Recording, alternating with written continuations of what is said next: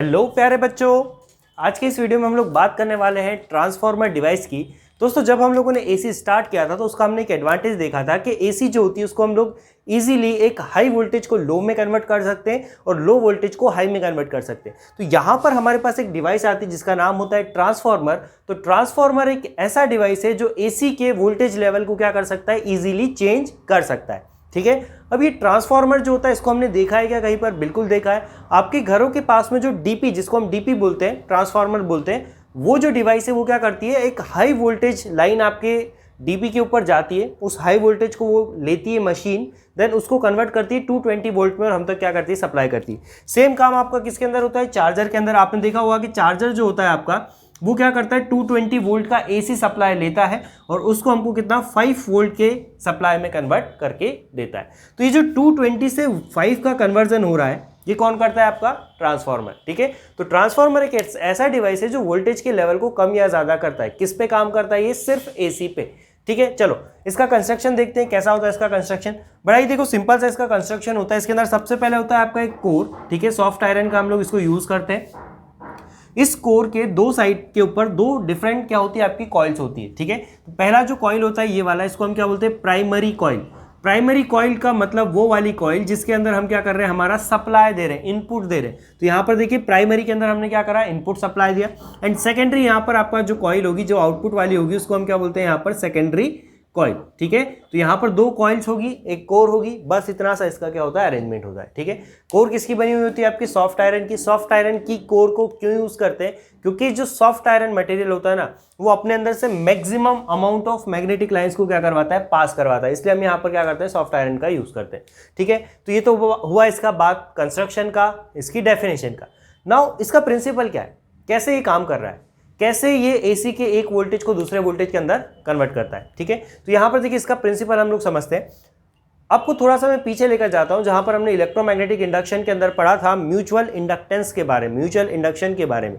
तो देखिए mutual induction क्या होता है कि जब हम एक कॉइल को दूसरी कॉइल के पास रखें और पहली कॉइल में अगर फ्लक्स का चेंज हो या करंट का चेंज हो, तो दूसरी कॉइल के अंदर क्या होता है, इंड्यूस ईएमएफ जनरेट होता है। बस सेम फंडा ये भी यहाँ पर क्या करता है, यूज करता है। देखिए फर्स्ट कॉइल जो है इसके अंदर हम लोगों ने क्या कर रखा है, यहाँ पर आपका एसी इनपुट लगा रखा है। ठीक है, तो एसी इनपुट है, एसी का मतलब ही होता है चेंजिंग करंट। तो जब जब इसके अंदर से एसी सप्लाई पास होगा तो इसके अंदर करंट क्या हो रहा है, लगातार चेंज। करंट अगर लगातार चेंज हो रहा है तो उस करंट की वजह से जो मैग्नेटिक फील्ड जनरेट हो रही है, कह लीजिए कि जो मैग्नेटिक फ्लक्स जनरेट हो रहा है, वो भी क्या होगा, लगातार चेंज। नाउ हम लोगों ने यहाँ पर देखिए क्या लगा रखा है, एक सॉफ्ट आयरन कोर। तो ये जो मैग्नेटिक फ्लक्स यहाँ से जा रहा है वो किसके अंदर लिंक हो जाएगा, सेकंड वाले के साथ। तो जितना भी आपका मैग्नेटिक फ्लक्स जनरेट होगा वो किसके साथ यहाँ पर लिंक होने वाला है, सेकेंडरी कॉइल के साथ। नाउ अगर आपका मैग्नेटिक फ्लक्स चेंज होगा, फाई जो है आपका, अगर वो क्या हो रहा है, यहाँ पर चेंज हो रहा है, तो फाई के चेंज होने की वजह से सेकेंडरी कॉइल के अंदर हमको क्या मिलने वाला है, यहाँ पर ईएमएफ मिलने वाला है। तो देखिए हमने इनपुट में कुछ सप्लाई दिया, उसकी वजह से हमको क्या मिल रहा है, आउटपुट के अंदर कुछ सप्लाई मिल रहा है, एसी। ठीक है, आउटपुट में हमको क्या मिल रहा है, कुछ एसी वोल्टेज या एसी करंट देखने को मिलता है। तो किस फंडे पे काम कर रहा है, म्यूचुअल इंडक्टेंस। एक के अंदर करंट के चेंज होने की वजह से दूसरे के अंदर क्या होती है, ईएमएफ जनरेट होती है। इसी को हम क्या बोलते हैं यहाँ पर, म्यूचुअल इंडक्शन। ठीक है, नाउ क्वेश्चन ये आता है कि कौन सा पैरामीटर है जो डिसाइड करेगा कि कितना इनपुट देने पर कितना आउटपुट आएगा, ये हमको जानना है। ठीक है, तो यहां पर हमको थोड़ा सा फैराडे अंकल को पिक्चर में लेकर आना पड़ेगा। फैराडे अंकल ने हमको क्या बोला है कि किसी भी कॉइल के अंदर जो ईएमएफ जनरेट होता है, इंड्यूस ईएमएफ जो जनरेट होता है, वो डायरेक्टली प्रोपोर्शनल होता है किसके, नंबर ऑफ टर्न्स के। मतलब कि नंबर ऑफ टर्न्स जितने ज्यादा होंगे उतना ज्यादा क्या होगा, वोल्टेज जनरेट होगा, या नंबर ऑफ टर्न्स अगर कम होंगे तो वोल्टेज क्या होगा, कम होगा। तो फैराडे अंकल ने हमको क्या बोला कि EMF is equal to minus N d phi upon में dt। सिंपल है। ठीक है, तो जो इंड्यूस EMF होगा वो कितना होगा, minus N d phi upon में dt। ठीक, अब देखिए यहां पर लेट्स से कि ये जो आपका कॉइल है, प्राइमरी कॉइल, इसके जो नंबर ऑफ टर्न्स है उसको अपन ने क्या बोला, NP। ठीक है, इसके जो नंबर ऑफ टर्न्स है इसको अपन ने क्या बोला, NS। तो प्राइमरी में नंबर ऑफ टर्न्स कितना है, NP, सेकेंडरी में नंबर ऑफ टर्न्स कितना है, NS। प्राइमरी का जो वोल्टेज है इसको अपन बोल देते हैं लेट्स से EP। ठीक है, प्राइमरी साइड का वोल्टेज, और यहां पर जो वोल्टेज है इसको अपन बोल देते हैं let's say ES, secondary coil का वोल्टेज। ठीक है, तो फैराडे अंकल के according EP is equal to कितना होगा, minus NP d phi P upon में dt। ठीक है, और ES इज इक्वल टू हो गया N d N S minus N S d phi S upon में डी टी। नाउ एक इंपॉर्टेंट चीज़ यहाँ पर नोट करने वाली है कि जितना फ्लक्स का चेंज फर्स्ट कॉइल में होगा, सेम फ्लक्स का चेंज क्या होता है सेकंड कॉइल के अंदर होता है। ऐसा क्यों होता है? क्योंकि जो सॉफ्ट आयरन कोर होती है ना, सारे के सारे फ्लक्स को क्या कर देती है, सेकंड वाली के साथ भी लिंक्ड कर देती है। और अभी हम लोग देख रहे हैं यहाँ पर प्राइमरी अलग है, सेकेंडरी अलग है, बट एक्चुअल में जब ट्रांसफार्मर बनता है तो एक ही आपका जो ये आयरन का आपका मान लीजिए कोर है, इसी के ऊपर हमने प्राइमरी भी कॉइल लपेट रखी है, सेकेंडरी भी लपेट रखी है। तो जितना फ्लक्स प्राइमरी के अंदर चेंज होगा, सेम फ्लक्स इस अंदर चेंज होने वाला है सेकेंडरी कॉइल के अंदर भी। तो इसका मतलब क्या है कि आपका जो डी फाई पी अपन ने लिखा था, इसको अपन लिख देते हैं d phi by d t, और सेकेंड में जो d S d phi S upon d t लिखा था, इसको भी अपन क्या लिख देते हैं, d phi by d t. Now इसको नाम दे दो इक्वेशन नंबर 1, इसको नाम दो इक्वेशन नंबर 2। ठीक है, इन दोनों को अपन डिवाइड कर लेते हैं। तो देखिए ई एस सेकेंड को फर्स्ट से डिवाइड किया, E S upon E P is equal to, इसको इससे डिवाइड कर रहे हैं, देखो माइनस से माइनस साइन आपका कैंसिल हो जाएगा, ऊपर आएगा आपका एन एस, नीचे आ गया आपका क्या एन पी। इसका मतलब क्या है कि वोल्टेज किसके ऊपर डिपेंड कर रहा है, वोल्टेज आपका डिपेंड कर रहा है नंबर ऑफ टर्न्स के ऊपर। यही तो हमको फेराडे अंकल ने बोला कि वोल्टेज जो आपका किसके ऊपर डिपेंड करेगा, नंबर ऑफ टर्न्स के ऊपर। ठीक है, तो सेकेंडरी में अगर नंबर ऑफ टर्न्स ज्यादा है, दो केसेस हम लोग ले लेते हैं, लेट्स से एक एग्जांपल के थ्रू हम लोग इसको देखते हैं। एग्जांपल हम लोग लेते हैं यहाँ पर कि लेट्स से कि हमने प्राइमरी वाली जो कॉइल है, ठीक है, प्राइमरी वाली जो कॉइल है, एग्जांपल में बता रहा हूँ आपको, प्राइमरी कॉइल जो है इसके अंदर हमने वोल्टेज दिया लेट्स से 220 वोल्ट का। ठीक है, और इसके अंदर जो नंबर ऑफ टर्न्स थे लेट्स से वो कितने थे, 1000। ठीक, नाउ सेकेंडरी वाली जो कॉइल है उसके अंदर नंबर ऑफ टर्न्स है लेट्स से अपना कितना 200। ठीक है, तो अब अपने को चेक करना है कि सेकेंडरी का आउटपुट कितना होगा। ठीक है, चलो पुट करते हैं। तो देखो E S is equal to क्या हो जाएगा आपका N S upon N P. N S कितना है आपका 200 अपॉन एन पी 1000 इंटू में क्या ई पी, तो ई पी कितना है आपका 220 वोल्ट। ये तो देखो कैंसिल करा, ये 5। ठीक है, 220 डिवाइडेड बाय 5, 220 को अगर हम 5 से डिवाइड करेंगे तो यहाँ पर आ जाएगा आपका 4 और 4 44 वोल्ट। तो देखिए इनपुट हमने कितना दिया 220 का, आउटपुट कितना मिल रहा है 44। वोल्टेज क्या हुआ, कम हुआ। और वोल्टेज अगर कम होता है तो इसको हम क्या बोलते हैं, स्टेप डाउन ट्रांसफॉर्मर। ऐसा ट्रांसफॉर्मर जो वोल्टेज के लेवल को क्या करे, कम करे, उसको हम क्या बोलते हैं, स्टेप डाउन ट्रांसफॉर्मर। ठीक है, तो if N S is less than N P, देख सकते हो आप एन एस की वैल्यू अगर एन पी से क्या है, कम है, तो ऐसे ट्रांसफॉर्मर को हम क्या बोलते हैं, स्टेप डाउन, स्टेप डाउन। ठीक है, ये फिर सेकंड केस क्या होगा, लेट्स से कि if N S is greater than N P. Second case, अगर मान लो एन एस जो है इसको ले लिया लेट्स से मैंने कितना 5000, लो बढ़ा दिया। ठीक है, तो यहाँ पर कितना हो गया देखो 5000। अब 5000 को जब आप 1000 से कैंसिल करोगे तो कितना बचेगा 5 इंटू 220 कितना हो गया 1100 वोल्ट। तो वोल्टेज क्या हुआ आपका आउटपुट साइड में बढ़ गया। देखिए 220 दिया, कितना मिल रहा है 1100। वोल्टेज अगर बढ़ रहा है तो इसको हम क्या बोलते हैं, स्टेप अप। ठीक है, तो ऐसा ट्रांसफार्मर जिसके अंदर वोल्टेज कम होता है उसको हम क्या बोलते हैं, स्टेप डाउन। ऐसा ट्रांसफार्मर जिसके अंदर वोल्टेज बढ़ता है उसको हम क्या बोलते हैं, स्टेप अप। हमारे घरों के पास में जो ट्रांसफार्मर लगा होता है वो कैसे नेचर का होता है, स्टेप डाउन। हमने सुना है ना कि हमारे घरों पे जो खंभों से जो लाइंस जाती है, बड़ी लाइन जिसको हम लोग बोलते हैं, तो उसका वोल्टेज कितना रहता है 11,000 वोल्ट, 33,000 वोल्ट, इतना ज़्यादा उसका वोल्टेज रहता है। ठीक है, तो उसको हम लोग कन्वर्ट करवाते हैं किसके अंदर, 220 वोल्ट के अंदर, सो दैट कि वो हम क्या कर सके, घरों के अंदर सप्लाई कर सके। तो वहाँ पर कौन सा होता है, स्टेप डाउन। स्टेप अप कहाँ पर यूज़ होगा, जब पावर प्लांट है। ठीक है, वोल्टेज को हमको बढ़ाकर सेंड करना होता है। मैंने आपको बताया था जब हम लोगों ने एडवांटेजेस पढ़े थे, एप्लीकेशंस पढ़ी थी, कि वोल्टेज जितना ज़्यादा होगा लॉसेस उतने कम होते हैं। ठीक है, तो वोल्टेज को अगर हमको बढ़ाना है तो हमको कौन सा ट्रांसफार्मर यूज़ करना पड़ता है, पावर जनरेशन के अंदर स्टेप अप ट्रांसफार्मर यूज़ करना पड़ता है। ठीक है, तो ये आपका ओवरऑल इसका थ्योरी वगैरह का यहाँ पर थोड़ा सा आपका डिस्कशन हुआ। यहाँ पर ये जो N S upon N P का रेशियो होता है इसको हम लोग बोलते हैं के। N S upon N P is equal to होता है आपका के, इसको अपन बोलते हैं ट्रांसफॉर्मर रेशो। ठीक है, ट्रांसफॉर्मर रेशियो। तो ये N S upon N P का जो रेशियो होता है ये क्या होता है आपका ट्रांसफॉर्मर रेशियो। आप देख सकते हैं कि एन एस अगर बढ़ा है तो स्टेप अप होगा। इसका मतलब क्या है कि अगर के की वैल्यू ग्रेटर देन 1 है तो आपका स्टेप अप ट्रांसफॉर्मर होगा, लेस देन 1 है के की वैल्यू तो ये क्या होगा, आपका स्टेप डाउन ट्रांसफॉर्मर यहाँ पर होने वाला है। ठीक है, अब यहाँ पर हम लोगों ने जो डेरिवेशन करा है इसके अंदर हमने एक छोटा सा अजम्पशन लिया है। अजम्पशन हमारा क्या है कि यहाँ पर जो लॉसेस है वो क्या हो रहे हैं आपके जीरो। अब ये लॉसेस क्या क्या होते हैं ट्रांसफार्मर के अंदर उसको हमको देखना है, तो थोड़ा सा हम लोग इसको डिटेल में देखते हैं कि लॉसेस क्या होते हैं। चलिए यहाँ पर हम लोग मैग्नेटिक लॉसेस देखते हैं। हम लोग लॉसेस क्या क्या होते हैं ट्रांसफार्मर के अंदर। तो यहाँ पर देखिए सबसे पहला जो आता है वो आता है आपका कॉपर लॉस, सेकंड होता है आयरन देन थर्ड होता है leakage of flux, hysteresis and humming noise. इन सभी को हम लोग डिटेल में डिस्कस करने वाले हैं, लेकिन उसके पहले यहाँ पर एक और हम लोग इंपॉर्टेंट चीज़ देखते हैं। मेरे दिमाग में जब मैं ये टॉपिक पढ़ता था बचपन में, जब मैं अपनी 12th क्लास में था, तो मेरे दिमाग में हमेशा एक क्वेश्चन आता था कि यार ये ट्रांसफार्मर जो है ना, ये वोल्टेज को कम से ज़्यादा कैसे कर रहा है, एक्स्ट्रा जो वोल्टेज है ये कहाँ से आ रहा है, ये मुझे समझ में नहीं आता था। ठीक है, सो देन मैंने जब इसको रीड किया तो मुझे एक चीज़ समझ में आई कि यहाँ पर जो ट्रांसफार्मर होता है वो एक्चुअल में करता क्या है। ठीक है, एक्चुअल में वो कर क्या रहा है, वो वोल्टेज के लेवल्स को चेंज कर रहा है, लेकिन वोल्टेज के साथ साथ करंट भी चेंज होगा। तो अगर हम लोग पावर ऑफ एसी की बात करें, तो अगर हम लोग माने कि यहाँ पर कोई भी लॉस नहीं हो रहा है, तो आपका जो एसी पावर है, जितना हम इनपुट में पावर देंगे उतना ही हमको क्या मिलेगा, आउटपुट में पावर मिलेगा। ठीक है, तो अब पावर क्या होता है, देखो एसी में input power is equal to क्या होगा, आउटपुट पावर। अगर कोई लॉस नहीं हो रहा है तो इनपुट पावर क्या होगी, EP into IP.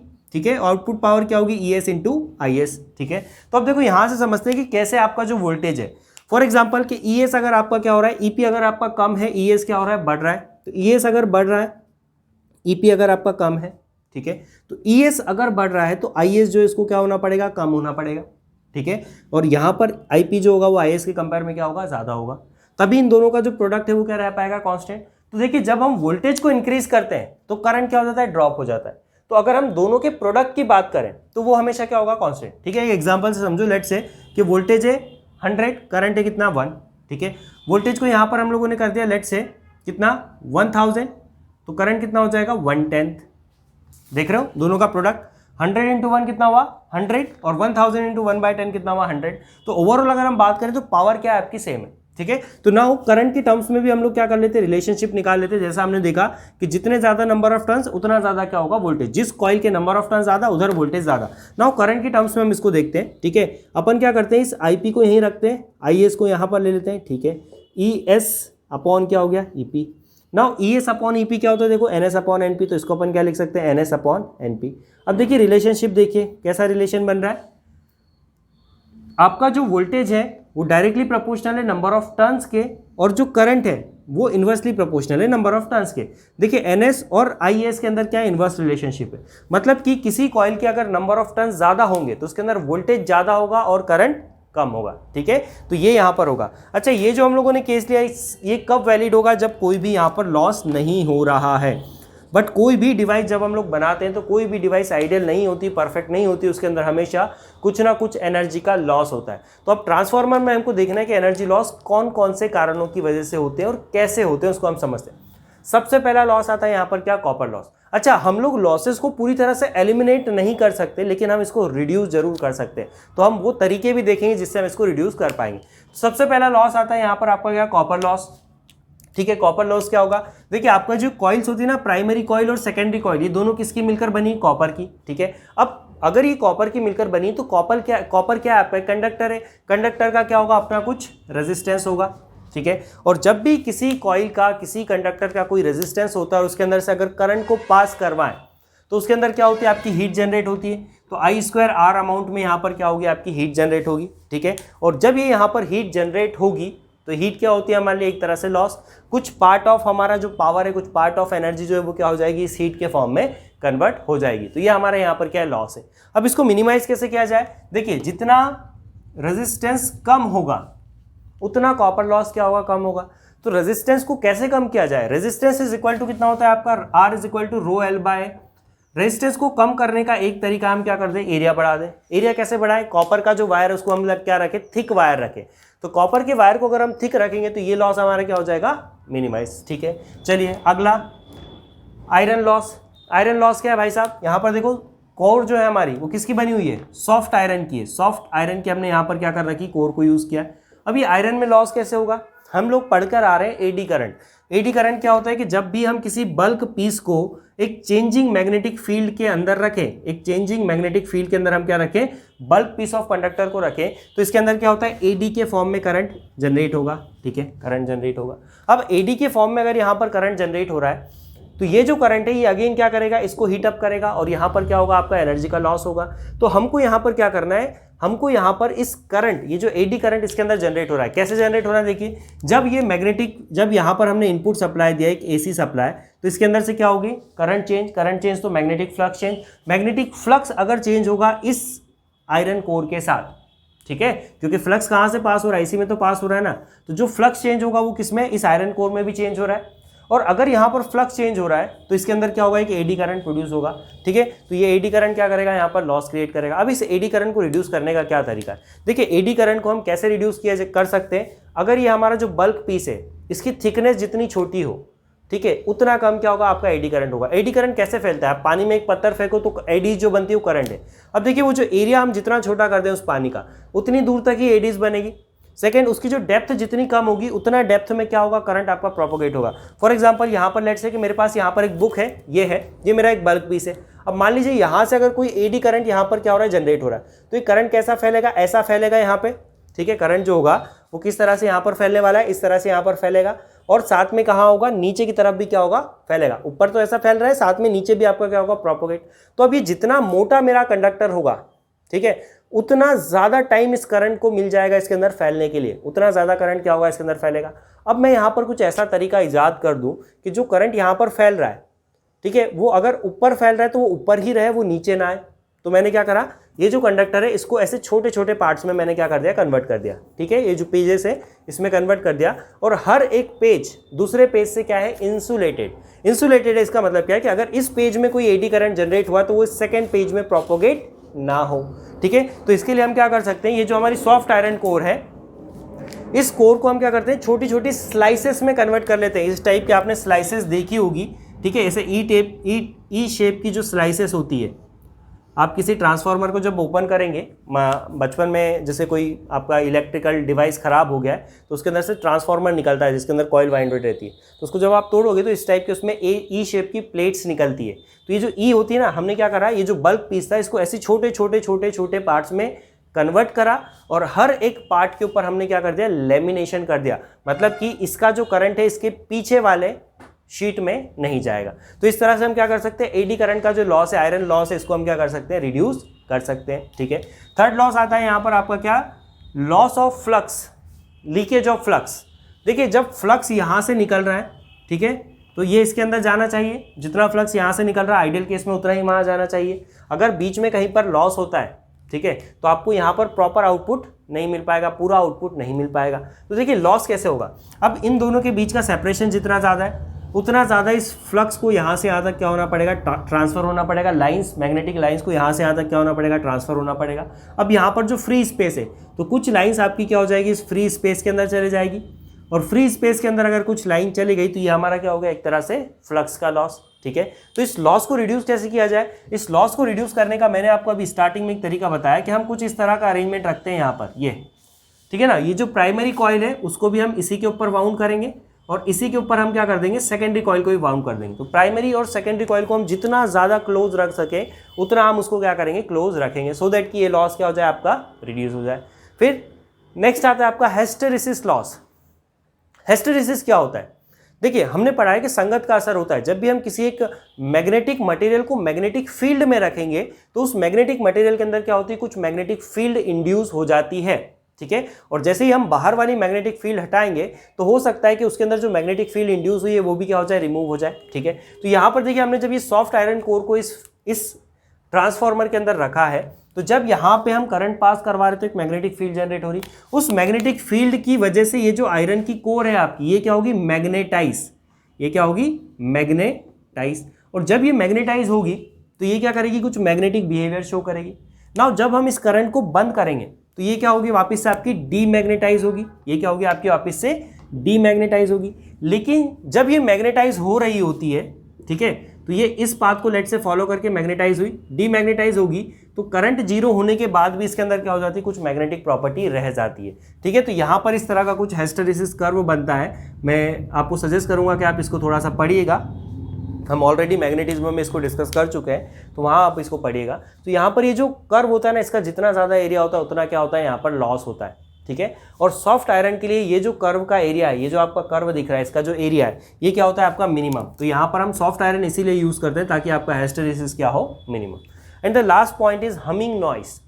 Humming noise मतलब क्या, देखिए एक डिवाइस है, जब इसके अंदर से करंट फ्लो कर रहा है तो इसके अंदर क्या होगी, कुछ ना कुछ नॉइसेज जनरेट होगी, ठीक है। जब इलेक्ट्रिक करंट यहाँ से फ्लो होगा तो यहाँ पर क्या होगी, कुछ हमिंग नॉइज जनरेट होती है। तो ये नॉइज भी क्या है, नॉइस मतलब साउंड, साउंड क्या है आपका, एक एनर्जी का फॉर्म है।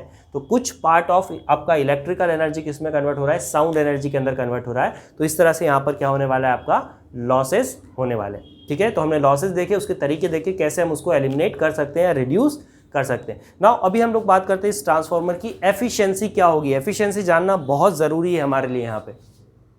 चलिए, वीडियो काफ़ी लंबा हो गया है, बट अभी अगर आप यहाँ तक आ गए हैं तो इसको लाइक शेयर सब्सक्राइब जरूर कर दीजिएगा, क्योंकि अच्छी चीज़ें समय लेती है, ठीक है। तो छोटा सा हम लोग एक टॉपिक और यहाँ पर पढ़ने वाले हैं इसके एफिशिएंसी के बारे में।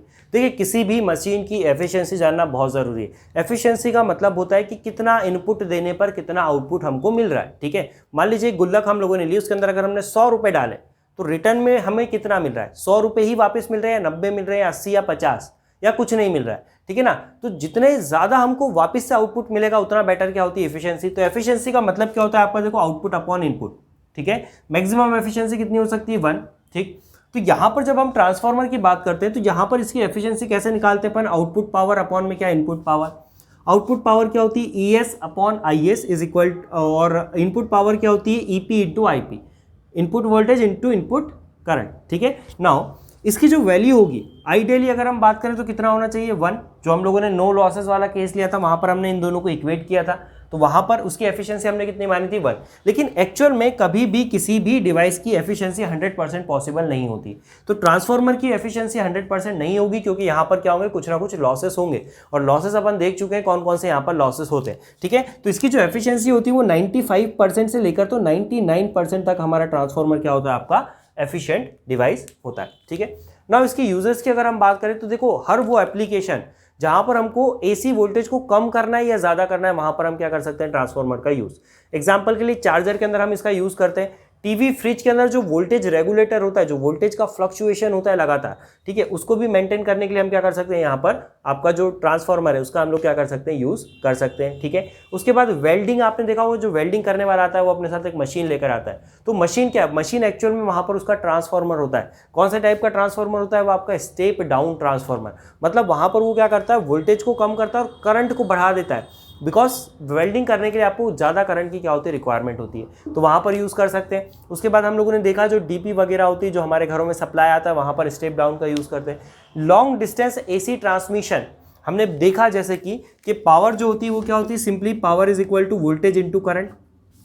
तो लॉन्ग डिस्टेंस ट्रांसमिशन अगर हमको करना है AC का, तो हमको करंट को कम रखना है, क्योंकि करंट अगर ज़्यादा होगा तो I2R हीट जनरेट हो जाएगी, ठीक है। तो उसके लिए हमको क्या होता है, वोल्टेज को बढ़ाना पड़ता है, करंट को कम रखना है, वोल्टेज को बढ़ाना है। तो वोल्टेज को बढ़ाने के लिए हम क्या करते हैं, यहाँ पर स्टेप अप ट्रांसफार्मर का यूज़ कर सकते हैं। तो ऐसे बहुत सारी एप्लीकेशन है जहाँ पर हम लोग ट्रांसफार्मर का यूज़ करने वाले हैं। तो ओवरऑल हम लोगों ने डिस्कस किया ट्रांसफार्मर क्या होता है, उसके प्रिंसिपल, उसकी थ्योरी एंड उसके बारे में जो कंस्ट्रक्शन है उसका फॉर्मूला हम लोगों ने देखा, यूजेस, लॉसेस, सब कुछ हम लोगों ने देखा है। तो अगर आपको ये वीडियो अच्छा लगा है तो आप मुझे लाइक शेयर सब्सक्राइब जरूर कीजिएगा इस चैनल को, और अगर आपका कोई भी डाउट है तो आप मुझे कॉमेंट सेक्शन के अंदर बताइए, मैं आपको सॉल्यूशन प्रोवाइड करूँगा, ठीक है। यहाँ तक बने रहने के लिए बहुत बहुत शुक्रिया। जय हिंद, वंदे मातरम।